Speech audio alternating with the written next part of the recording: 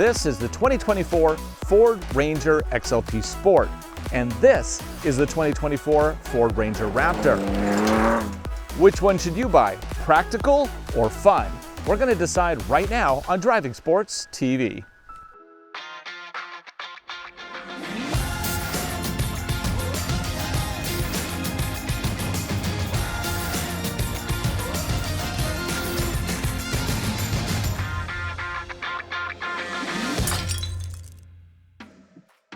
For 2024, the Ford Ranger is new here in North America.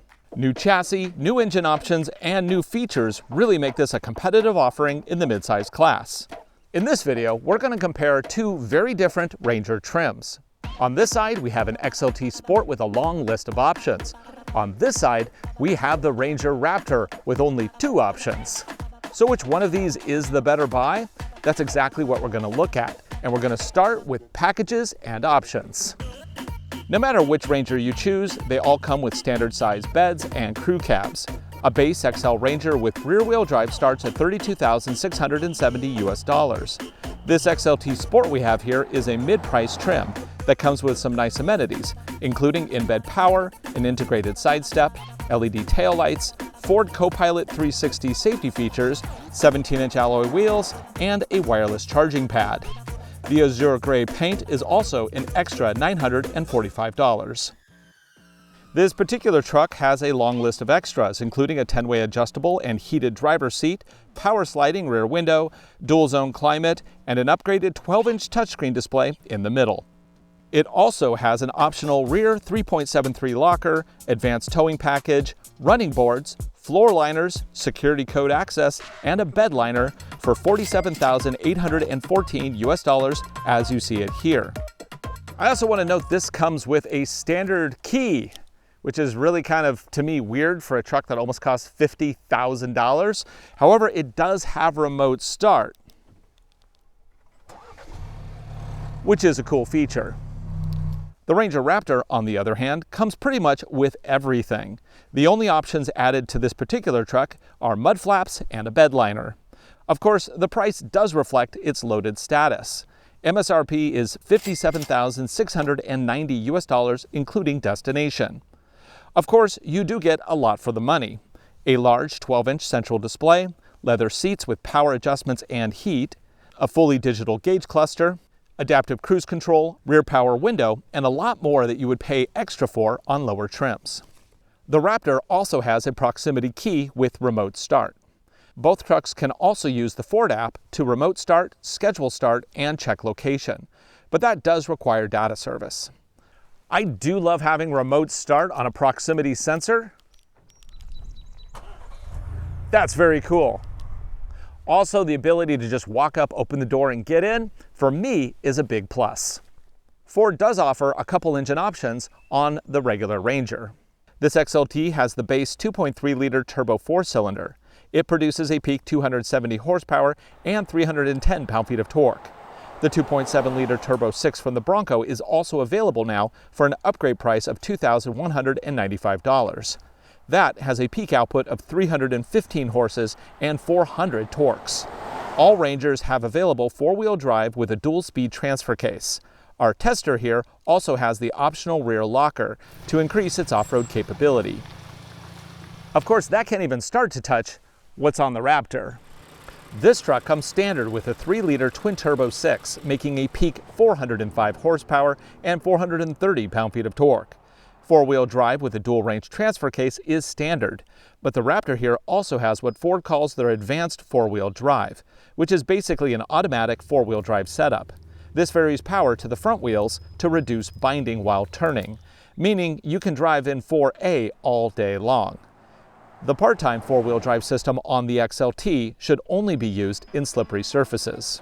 Your front axles and your rear axles are actually turning at different rates when you're in a tight turn. With 4H, when power is split exactly 50-50 all the time with no variation, you end up with hopping on some of the wheels. Now let me demonstrate what that feels like from inside the vehicle. I'm fully cranked, and you can hear those little skips That's binding in the system, and it actually stresses the system. If you did this on cement, it would not like it. Gravel, it's okay because then the gravel slips. Now, I'm gonna go do it in the Raptor so you can see just how much smoother it is in that vehicle. We're in 4A.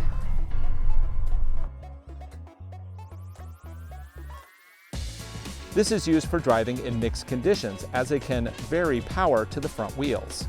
Of course, if you do want to lock the center, the Raptor also has a 4-high setting, making it a more flexible powertrain.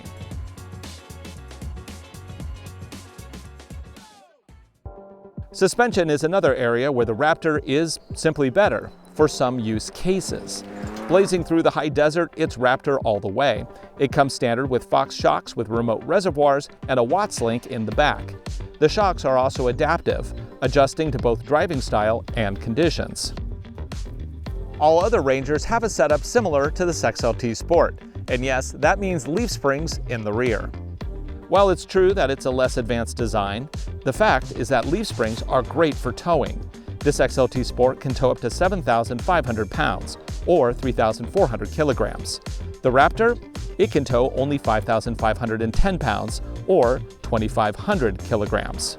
Payload is also better with the XLT, 1,593 pounds, or 722 kilograms, compared to the Raptor at only 1,358 pounds, or 615 kilograms. So if your primary concern is towing and payload, the standard Ranger with a tow package is the only way to go. Now it's interesting, the powertrain in this truck is the same as my old 2022 Ranger Tremor Edition, and I really liked it. It was a nice setup, especially because I actually added the Ford Performance Upgrade Kit, which is a reflash, and that adds a bunch more horsepower and torque. But even out of the box, this is a quick engine and it has plenty of torque low down. In the previous generation of the Ford Ranger, Ford paid particular attention to the suspension on the Tremor Edition, which is the truck that I owned. So how does the new suspension in this truck compare? Well, the Tremor Edition I still think tracked better. It still had bounce in the back, but not quite this much. However, this is a huge step up from the standard Ranger, which was, honestly, it was a bouncy mess. But that said, comparing this suspension setup to the Ranger Raptor, it's no comparison. The Raptor drives solid and composed. It feels very confident on the road. I mean, this truck really bounces, especially if you hit a bump. But in terms of light trails, is one setup better than the other? Let's do a test by running each through our off-road course, paying particular attention to the suspension flex. So if you get the FX4 off-road package or you get a Raptor, you also get a feature called Trail Control, which is kind of like a cruise control for off-road driving. It's pretty cool. But right here, I'm gonna basically check out the travel of the suspension as we go over these ditches. Line up, we get one ditch. Oh, and I'll make sure my rear diff is locked here so we don't spin tires. It'd be really useful here. And now we're gonna crawl forward and watch how far up the tire pushes into the frame of the vehicle, and then also how far the other tire reaches down side to side. There we go, next ditch. And that is articulation. Now let's do it with the Raptor. Square in the ditch. Okay, I'm going to go ahead and turn on my rear locker.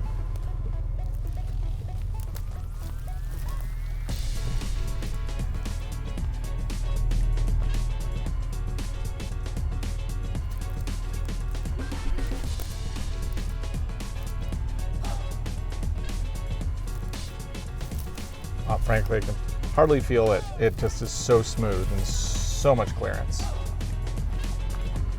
Obviously, the big tires help.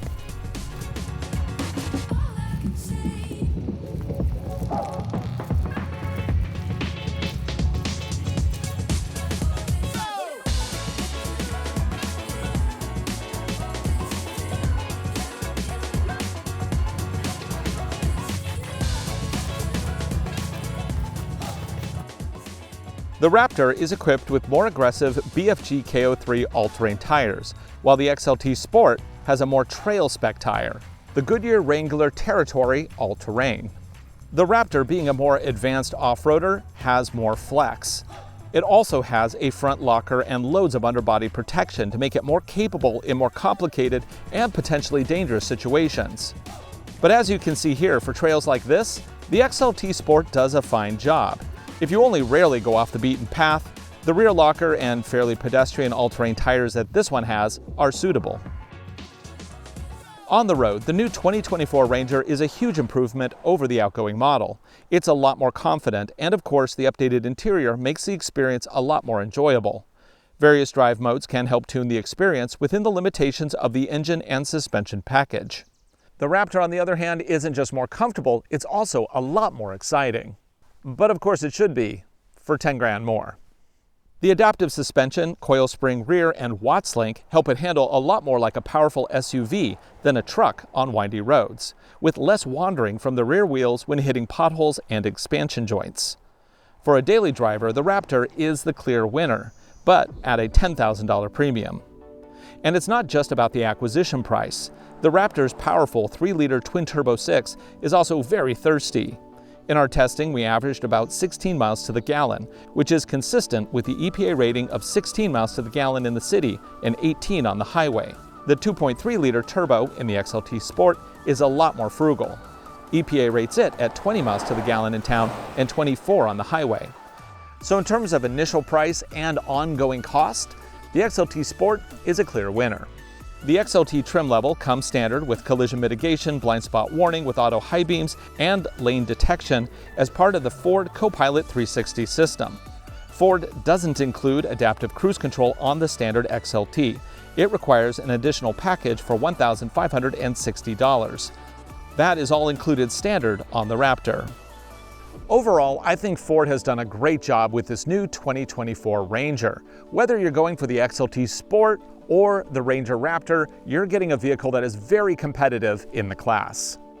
If you want something that is more fun to drive and comes with pretty much every option, the Raptor is a winner, especially when you consider that the competitive Toyota offering, the 2024 Tacoma TRD Pro, is still going to cost $7,000 more than the Ranger Raptor. If you want a more practical option, the XLT Sport is a great place to land. I personally owned a 2022 Ranger Tremor Edition, and pretty much the only thing I missed in terms of comfort were heated seats in the dead of winter. But in terms of comfort and capability, it was a very good truck. The new 2024 XLT here is similar to my old Tremor, but with vastly updated technology, improved comfort, and the same great towing capability. Which one would you pick? Post a comment below. For Driving Sports TV, I'm Ryan Douthit. Thanks for watching. And if you want to see more Ranger content, that is my personal Ranger Raptor, so we have a lot more coming soon.